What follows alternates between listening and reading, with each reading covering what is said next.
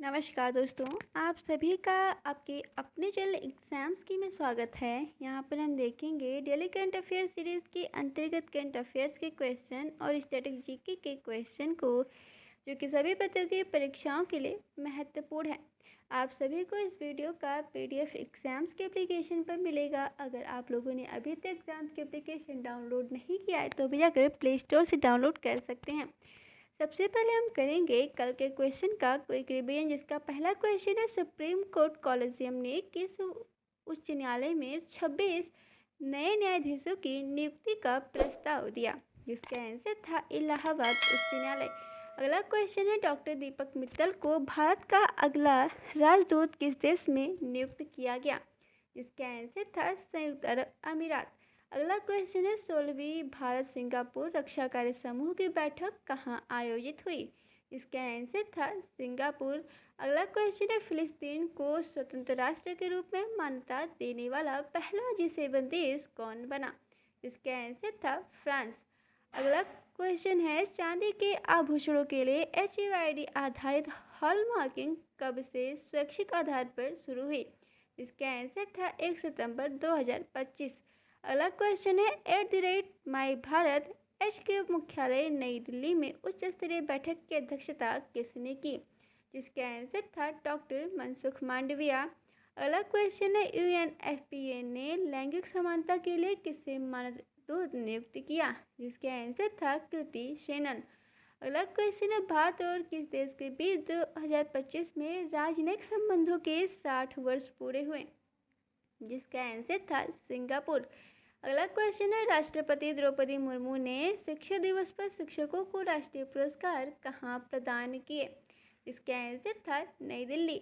अगला क्वेश्चन है PM आवास योजना शहरी 2.0 का पहला आवास दिवस कब मनाया जाएगा, जिसका आंसर था 17 सितंबर 2025।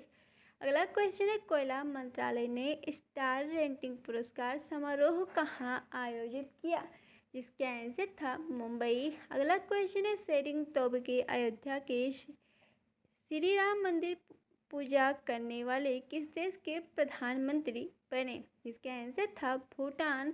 अगला क्वेश्चन है WHO रिपोर्ट 2021 के अनुसार वैश्विक स्तर पर कितने लोगों ने आत्महत्या की, जिसका आंसर था 7.27 लाख। अगला क्वेश्चन है ICC महिला क्रिकेट वर्ल्ड कप 2025 का 13वां संस्करण 30 सितंबर से कब तक खेला जाएगा, जिसका आंसर था 2 नवंबर। अगला क्वेश्चन है NPCI के अनुसार UPI से 24 घंटे में अधिकतम कितना लेन देन किया जा सकता है, जिसका आंसर था 10 लाख। देरी के स्टार्ट करते हैं आज की करंट अफेयर्स के क्वेश्चन और उससे संबंधित महत्वपूर्ण पॉइंट्स को। इसका पहला क्वेश्चन है हाल ही में किस देश के उप प्रधानमंत्री एंजेला रेनर ने संपत्ति कर के मामले में इस्तीफा दे दिया है, इसका सही आंसर है सी, ब्रिटेन। इंपॉर्टेंट पॉइंट्स है ब्रिटेन की संसद का नाम हाउस ऑफ कॉमन और हाउस ऑफ लॉर्ड्स है। ब्रिटेन की मुद्रा पाउंड स्टर्लिंग है। ब्रिटेन के प्रधानमंत्री केर स्टारमर हैं। ब्रिटेन का सबसे बड़ा द्वीप ग्रेट ब्रिटेन है। ब्रिटेन की आधिकारिक भाषा अंग्रेजी है। दूसरा क्वेश्चन है हाल ही में किस राज्य के कर्मा टेम्पो एथिनेपा को राष्ट्रीय शिक्षक पुरस्कार 2025 प्राप्त हुआ है, इसका सही आंसर है ए, सिक्किम। इंपॉर्टेंट पॉइंट्स है सिक्किम की राजधानी गंगटोक है। सिक्किम में नोबेलडेंड्रियम राजकीय पुष्प है। सिक्किम 1975 में भारत में शामिल हुआ। सिक्किम का सबसे ऊंचा पर्वत कंचनजंगा है। सिक्किम की आधिकारिक भाषा नेपाली है। तीसरा क्वेश्चन है हाल ही में अमेरिकी राष्ट्रपति डोनाल्ड ट्रंप ने किन देशों के नेताओं से रूसी तेल आयात बंद करने को कहा है, इसका सही आंसर है बी, यूरोपीय देश। इंपॉर्टेंट पॉइंट्स है यूरोपीय संघ में 27 देश शामिल हैं। यूरोपीय संघ की संसद स्ट्रासबर्ग फ्रांस में स्थित है। रूस की राजधानी मॉस्को है। अमेरिका की मुद्रा अमेरिकी डॉलर है। नाटो का मुख्यालय ब्रुसेल्स बेल्जियम में स्थित है। चौथा क्वेश्चन है ICGEB नई दिल्ली ने बायो E3 नीति की कौन सी वर्षगांठ मनाई है, इसका सही आंसर है ए पहली। इंपॉर्टेंट पॉइंट्स है ICGEB का full form international centre for genetic engineering and biotechnology है। ICGEB भारत में नई दिल्ली में स्थित है। भारत में जैव प्रौद्योगिकी विभाग विज्ञान एवं प्रौद्योगिकी मंत्रालय के अधीन आता है। डीएनए की खोज जेम्स वाटसन और फ्रांसिस क्रिक ने की थी। क्रिस्पर तकनीक का प्रयोग जीन एडिटिंग के लिए किया जाता है। पांचवा क्वेश्चन है, किस देश के पीएम नवीन चंद्र राम गुलाब 9 से 16 सितंबर तक भारत यात्रा पर रहेंगे? इसका सही आंसर है सी मॉरिशस। इंपॉर्टेंट पॉइंट्स है मॉरिशस की राजधानी पोर्ट लुइस है। मॉरिशस की मुद्रा मॉरिशियन रुपया है। मॉरिशस हिंद महासागर में स्थित है। भारत और मॉरिशस के बीच फ्री ट्रेड एग्रीमेंट वर्ष 2021 में साइन हुआ। मॉरिशस की आधिकारिक भाषाओं में प्रमुख अंग्रेजी और फ्रेंच भाषा है। छठा क्वेश्चन है, नीति आयोग का लक्ष्य कब तक भारत के दलहन उत्पादन को 2 गुना करना है? इसका सही आंसर है डी 2047। इंपॉर्टेंट पॉइंट्स है नीति आयोग का गठन 2015 में हुआ। नीति आयोग के वर्तमान उपाध्यक्ष संजीव सान्याल हैं। भारत का प्रमुख दलहन उत्पादन राज्य मध्य प्रदेश है। दलहन प्रोटीन का मुख्य स्रोत क्यों मानी जाती है? क्योंकि इनमें उच्च प्रोटीन होता है। भारत में कृषि से जुड़ा हरित क्रांति का नाम एम.एस. स्वामीनाथन से जुड़ा है। सातवां क्वेश्चन है, डेविड लामी को हाल ही में किस देश का नया उप प्रधानमंत्री नियुक्त किया गया है?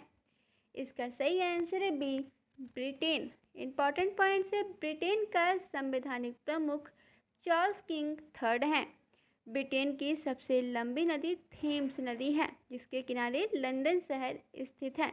ब्रिटेन का केंद्रीय बैंक बैंक ऑफ इंग्लैंड है। ब्रिटेन की जलवायु समशीतोष्ण समुद्री प्रकार की जलवायु है। यूनाइटेड किंगडम के 4 भाग हैं, इंग्लैंड, स्कॉटलैंड, वेल्स और उत्तरी आयरलैंड।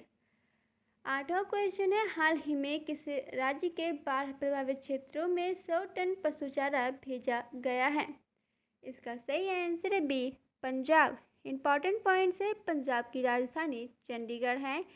पंजाब 5 नदियों का समूह है, झेलम, चिनाब, रावी, ब्यास और सतलुज। इनके नाम पर पंजाब का नाम पंजाब पड़ा। पंजाब का राज्य पशु काला हिरण है। पंजाब का मुख्य त्यौहार बैसाखी है। पंजाब का हरित क्रांति में योगदान भारत का अन्न भंडार है। 9वां क्वेश्चन है, केंद्रीय कृषि मंत्री शिवराज सिंह चौहान किसको पंजाब में बाढ़ से हुए नुकसान की विस्तृत रिपोर्ट सौंपेंगे? इसका सही आंसर है B PM Narendra Modi. Important points हैं, नरेंद्र मोदी भारत के 14वें प्रधानमंत्री हैं। नरेंद्र मोदी का निर्वाचन क्षेत्र वाराणसी है। भारत का पहला प्रधानमंत्री पंडित जवाहरलाल नेहरू थे। प्रधानमंत्री कार्यालय 1947 में इस्टेब्लिश्ड हुआ। प्रधानमंत्री की नियुक्ति भारत के राष्ट्रपति के द्वारा की जाती है। 10वां क्वेश्चन है, राष्ट्रीय महत्वपूर्ण खनिज मिशन ने वर्ष 2030 तक कितने पेटेंट प्राप्त करने का लक्ष्य रखा है? इसका सही आंसर है सी 1000। इंपॉर्टेंट पॉइंट्स है, पेटेंट देने वाली संस्था भारतीय पेटेंट कार्यालय है।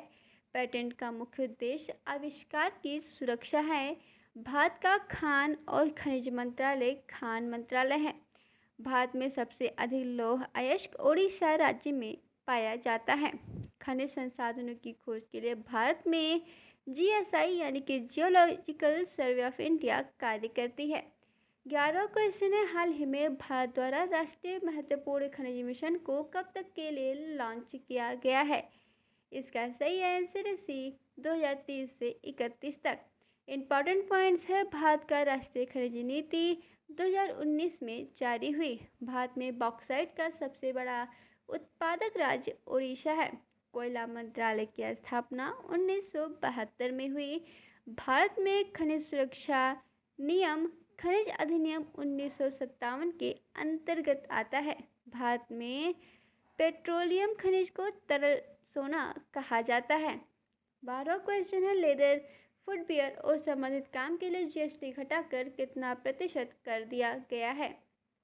इसका सही आंसर है सी, 5%। इम्पॉर्टेंट पॉइंट्स है, जीएसटी का पूरा नाम गुड्स एंड सर्विसेज टैक्स है। भारत में जीएसटी लागू 1 जुलाई 2017 से हुआ।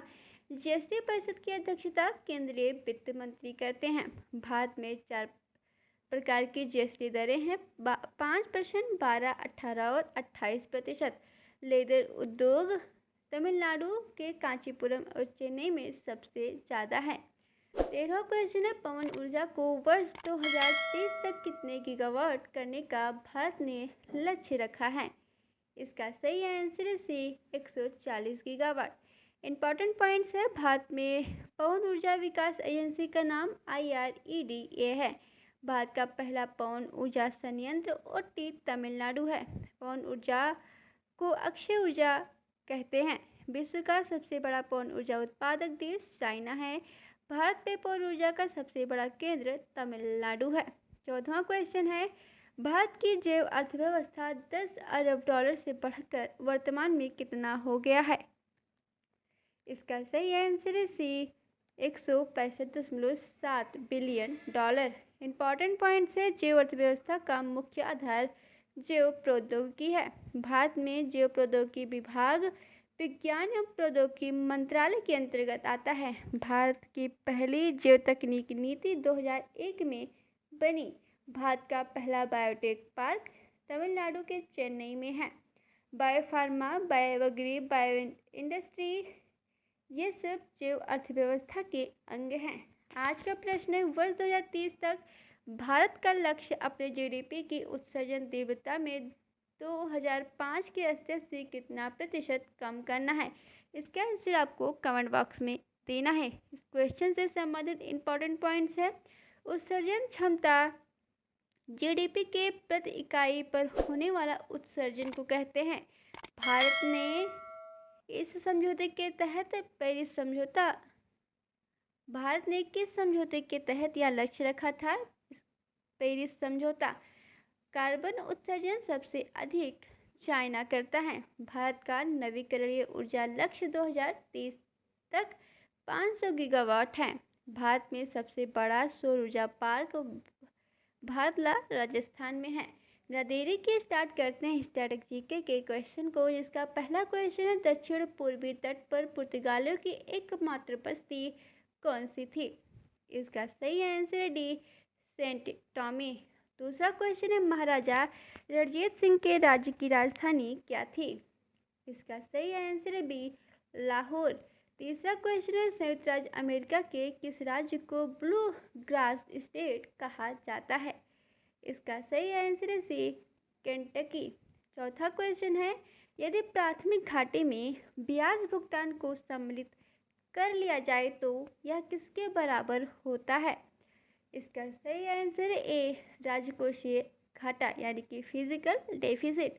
पांचवा क्वेश्चन है, अंग्रेजों ने श्रीरंगपट्टनम की संधि किसके साथ की थी? इसका सही आंसर है बी, टीपू सुल्तान। अगर आप लोगों को ये वीडियो पसंद आया तो चैनल को सब्सक्राइब कर वीडियो को लाइक करें। आज का वीडियो समाप्त होता है यहीं पर। मिलते हैं एक नए वीडियो में। धन्यवाद।